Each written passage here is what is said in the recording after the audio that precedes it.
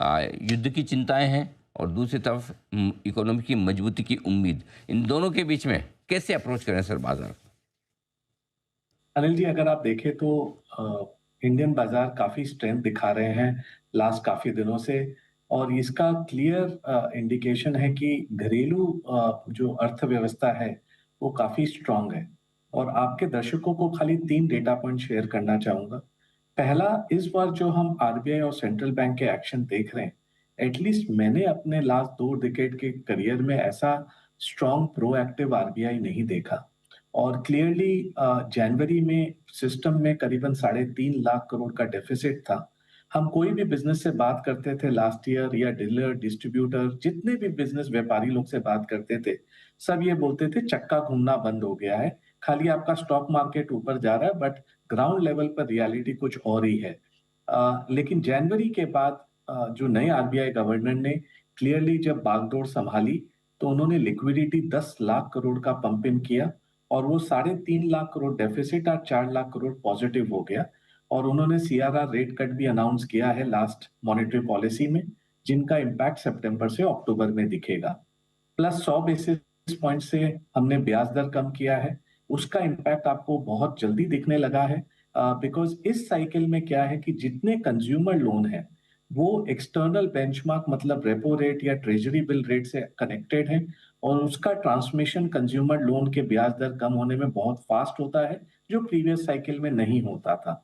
और तीसरा, अगर हम देखें तो क्लियरली ओवरऑल जो ग्रोथ का स्टांस है, चाहे वो गवर्नमेंट के द्वारा हो टैक्स रेट कट के, या सेंट्रल बैंकर के द्वारा हो ब्याज और लिक्विडिटी के वजह से, तो सब जन ग्रोथ के लिए प्रोएक्टिव है। और हमें लग रहा है कि आने वाला साल इंडिया एक ओएसिस इन द डेजर्ट रहेगा, जहां ग्लोबल ग्रोथ 2 से 2.5% है, लेकिन इंडिया का ग्रोथ 6.5 से 7% रहेगा। और इसके कारण जो अर्निंग्स और मुनाफे में कॉर्पोरेट इंडिया का है, वो लास्ट ईयर से कहीं बेहतरीन रहने वाला है। हमारा अनुमान है कि 10 से 12% की निफ्टी की अर्निंग ग्रोथ रहेगी, और मिड कैप्स की करीबन 15 से 17% के बीच की अर्निंग ग्रोथ रहनी चाहिए। सो ये स्टॉक पिकर्स मार्केट रहेगा। बीच बीच में ग्लोबल युद्ध, यूएस में जो टैरिफ रिलेटेड अनसर्टेनिटी है, वो आपको भयभीत करता रहेगा।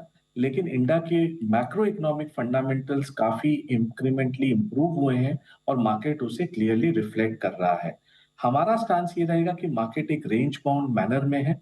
2000 पॉइंट का रेंज है, और इसे आप अगर देखें over a period of time, ये 2000 पॉइंट में आपको स्टॉक स्पेसिफिक अपॉर्चुनिटी ढूंढनी होगी। रन अवे रैली जो हमने 3-4 साल देखा था, वो क्लियरली अब नहीं आने वाला है। लेकिन रेंज में रह के जो कंपनियां अर्निंग डिलीवर करेगी, उन्हें मार्केट रिवॉर्ड करेगा। और अनिल जी, लोग बोलते थे 20,000 की हम निफ्टी की वेट कर रहे हैं, 21,000 की निफ्टी की वेट कर रहे हैं। खाली एक डेटा पॉइंट आपसे शेयर करता हूं। 6 महीना पहले हमारा ब्याज दर 7.25% था 10 ईयर बॉन्ड यील्ड का। आज वो नंबर 6.25% है। तो करीबन 13% की जो रैली बॉन्ड में हुई, इसका मतलब आपका पी जो है वो तो 12-13% से ऑलरेडी रीरेट हो गया है। तो जो लोग 20,000 पर वेट कर रहे थे, हो सकता है कि 22-23 का अब नया बॉटम बन जावे, और धीरे धीरे ये जैसे जैसे अर्निंग ग्रोथ आएगी, ये रोल ओवर में आपका रिटर्न बनता जाएगा।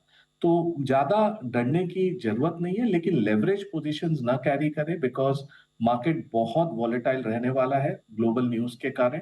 और जो कल आपने देखा, निफ्टी में कोई दबाव नहीं था, लेकिन ब्रॉडर मार्केट 1.5 से 2% डाउन था, और स्टॉक्स काफी डाउन थे। तो ये थोड़ा डिफिकल्ट समय है मार्केट के लिए, लेकिन अगर आप बॉटम अप स्टॉक पिकर हो, आप रिस्क को अप्रिशिएट करते हो, तो ये मार्केट आपको नेक्स्ट 12-18 महीने में रिवॉर्ड करेगी। के लिए स्टॉक स्पेसिफिक सिलेक्शन वाला